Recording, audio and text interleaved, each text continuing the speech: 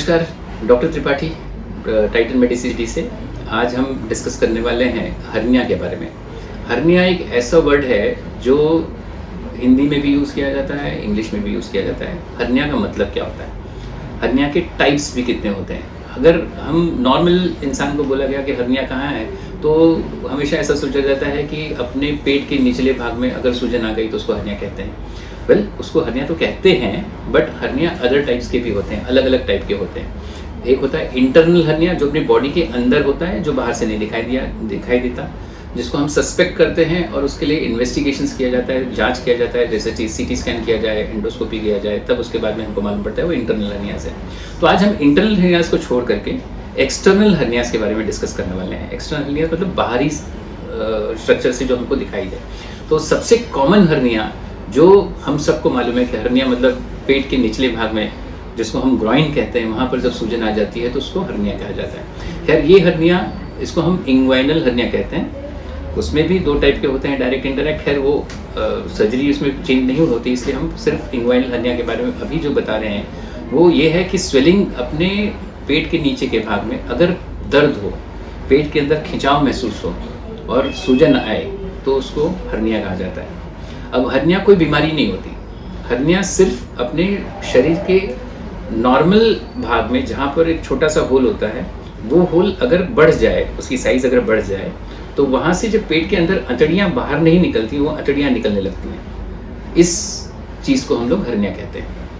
अब हर्निया जो है उसका सर्जरी किया जाता है, बिकॉज ये बीमारी नहीं है तो इसका कोई दवा नहीं है।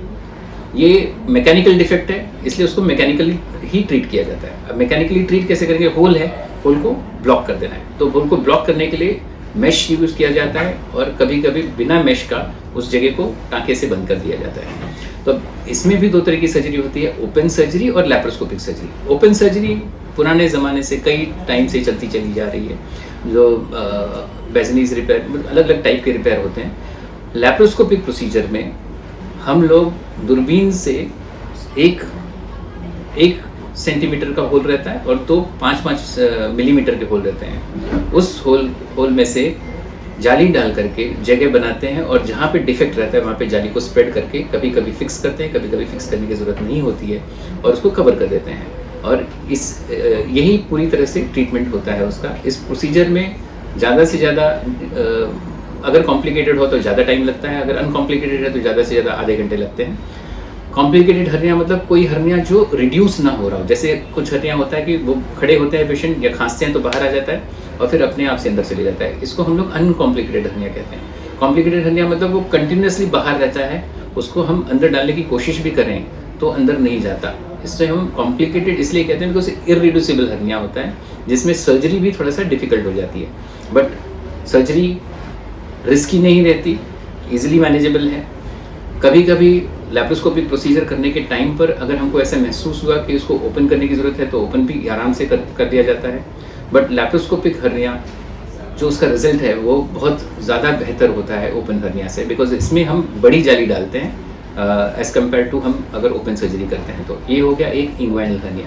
उसके ऊपर अगर हम आएँ तो नाभि के आसपास में हर्निया होता है, जहाँ नाभि के आसपास सूजन आने लगती है, धीरे धीरे सूजन बढ़ने लगती है, और सूजन जैसे जैसे बढ़ती जाती है, हम कोई भी काम करें, वज़न उठाएं, खांसें, मोशंस में ज़ोर करें, तो ये हर्निया डिफेक्ट जो है बढ़ते जाता है। और जैसे जैसे डिफेक्ट बढ़ते जाता है वैसे वैसे सर्जरी का टाइम बढ़ेगा, जाली का रिक्वायरमेंट बढ़ेगा, तो अम्बिलिकल हर्निया को भी रिपेयर करना ज़रूरी होता है। अब इसके अलावा दूसरी हर्निया होती है, जैसे हम पहले कोई सर्जरी हो चुकी हो, तो जहाँ सर्जरी हुई है वो उसको टाँके मार करके हम लोग बंद करते हैं। बट जो ईश्वर ने हमको बनाया है उस तरह से टाँके मारने के बाद में शायद कंप्लीट हेल्दी टिश्यू ना आए, तो उसमें कहीं ना कहीं डिफेक्ट बन जाता है, जिसको हम लोग इंसिशनल हर्निया कहते हैं। तो वो इंसिशनल हर्निया ये सब बीच के पार्ट में, पेट के बीच वाले पार्ट में होता है। तो अम्बिलिकल हर्निया नाभि के आसपास, इंसिशनल हर्निया मतलब बीच में कहीं ऑपरेट किया गया हो तो वहाँ से हर्निया डिफेक्ट हो जाता है। वो हर्निया मल्टीपल भी हो सकता है, मल्टीपल डिफेक्ट्स भी हो सकते हैं, या फिर सिंगल डिफेक्ट भी हो सकता है। ये भी लैप्रोस्कोपिकली ट्रीट किया जाता है। इसके अलावा हर्निया दोनों साइड में कहीं पर भी हो सकता है, उसको स्पिजिलियन हर्निया कहा जाता है। और कभी-कभी जब हम सर्जरी, जैसे पुराने ज़माने में गॉल ब्लैडर की सर्जरी की जाती थी, यहाँ पे कोई इंसिजन है तो वहाँ पर हर्निया हो सकता है, तो इंसिजनल हर्निया अलग-अलग टाइप के होते हैं।